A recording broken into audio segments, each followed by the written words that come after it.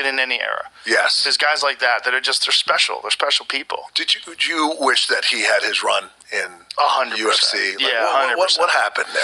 I don't know. There's a lot of different versions of the story. Yeah. There's a lot of characters in Russia that were connected to Fedor that wanted, they had some heavy requirements of what, they wanted from the UFC, and the UFC wasn't willing to give it to them. And sure. It got pretty testy.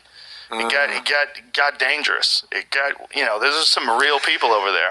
Yes. Some real dudes. But, I feel like that's the fight business. That's really the fight business for Russia, too. Yes. I mean, these are hard men, and Fedor was the hardest. That motherfucker never changed his expression.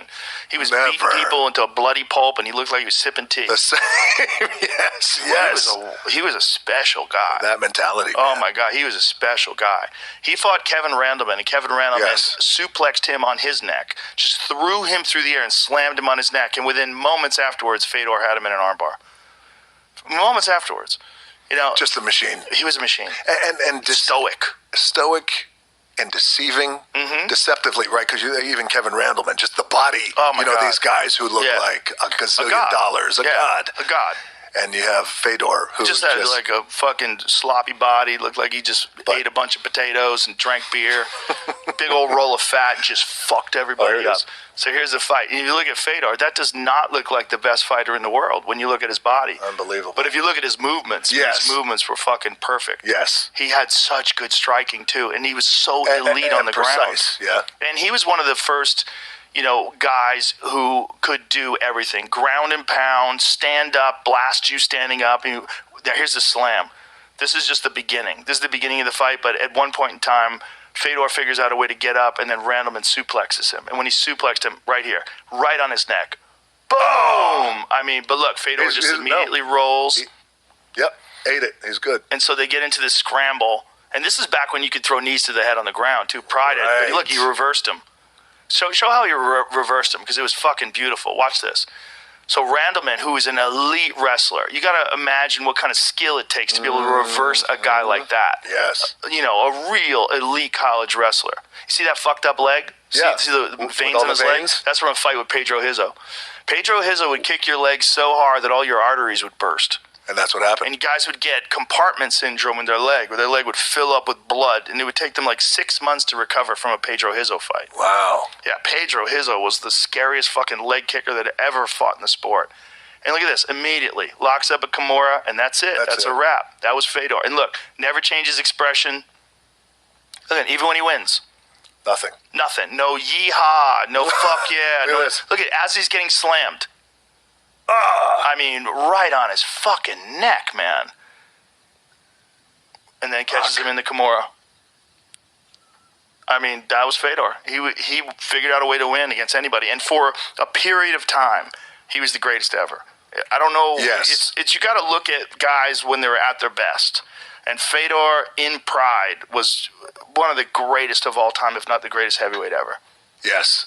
Yeah. He was a monster. I always wish he had that run. I do too. Him versus Brock Lesnar would have been fucking insane.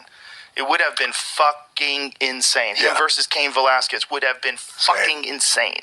When Cain was at the top, Cain's another one. There's an argument when Cain was at his very best, like when he beat Brock, when Cain was just destroying everybody. There's an argument that he's the greatest. But his run was less because he was so tough that he broke his body. He was just so mentally tough. He just fucking pushed so hard. In terms of training. Yeah, tore his knees, his shoulder, his back, everything. Everything just started giving out. And then he got to a certain point in his life where he just his body just didn't perform anymore. Yeah. And that was it. He had multiple surgeries. He had a bunch of things wrong with him. And he just couldn't train like he used to be able to train anymore. And that was it. Yeah. I remember that. With a guy like that, how much of that is coach compared to him? Ultimately, he'll make the decision to train, I believe, and push himself. But at what point you think coaches step in and say, it's hard to say, because Cain is another one that was so stoic, and he would never complain. And also the training sessions. That he's hurt. Yeah, and the training sessions. Him and DC were just going to war all the time. And AKA was just this talent-filled shark tank of a bunch of assassins just beating the fuck out of each other, and just all iron sharpens iron. And you're going to get banged up. You're going to get banged up in training. You're going to get banged up in these fights against guys like, you know, these fucking huge super athlete fighters. You're going to get banged up. Yeah. But in that time when he beat Minotauro, Jesus Christ, this is like when you could see the levels of competition as they pull up Cain Velasquez versus Minotauro. Because this, in my opinion, this is prime Cain Velasquez when he just seemed unstoppable. Yeah. Because he was a heavyweight, but he had the cardio of a welterweight. Yeah. And he had speed and precision, and he never was out of position. Everything he threw, he just threw precise and perfect and technical, and he was so fucking game. And when you watch it, look at these leg kicks. I mean, he was so fucking smooth. Yeah. Everything he did was precise. Like the way he's throwing these combinations and head kicks and his defense is on point. Cain was a monster, man, in his time. And like in this time, like this Cain Velasquez, I put this Cain Velasquez against anybody that's ever lived. Yeah. And I would love to see it. Yes. He was so fucking good. He was so good. Yeah. And then he lost to Junior Dos Santos, but what a lot of people don't know is that was like the first fight on Fox. It was like this big, big fight. I remember that. And Cain tore his knee before that fight. His knee was fucked up. Oh, and he really, look at this. Look at that combination. Wow. Boom, boom, boom, boom, boom. That's Cain. That was Cain at his best. That's elite Cain. He was a monster. Monster, man. Everybody's terrified of that guy. He never got tired. They called him Cardio Cain.